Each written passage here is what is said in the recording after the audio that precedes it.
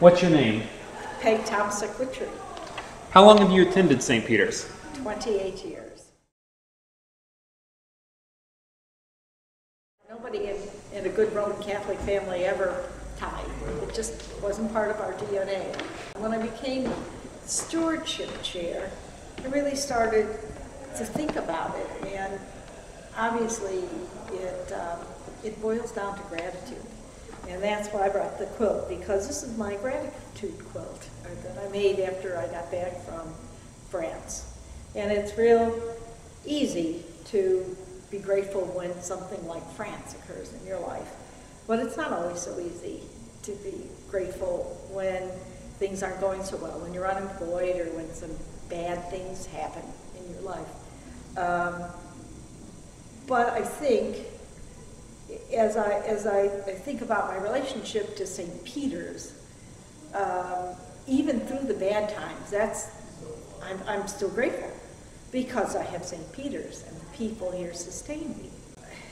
We were really struck before we took another family vacation with a lecture we heard at the Field Museum where this professor was talking about being with an indigenous tribe somewhere in Indonesia, and they're a primitive culture, but as they walked through a field of palm trees, one of the natives was thunking trees, saying, not for my grandson, but maybe for his grandson.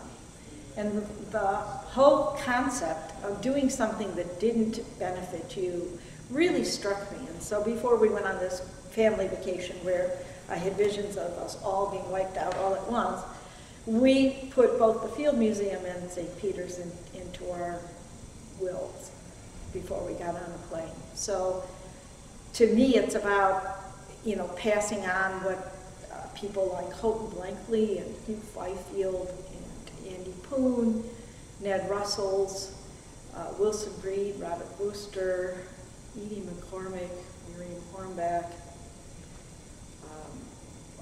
Earl and Mary Welther, and I can go on with the people, Kathleen Tim and the Southworth, people that really have touched the fabric of this parish and left a little bit of themselves. I had never participated in the fabric of the church. I had never stayed afterwards for any kind of event or participated in anything in any church that I had ever been in my entire life. But St. Peter's doesn't let you do that. You sort of get drawn, at least for me, I got drawn into the web of activities and the social life, and when I had my children, it definitely became the village in which I raised my children. And I consider people here an extended family.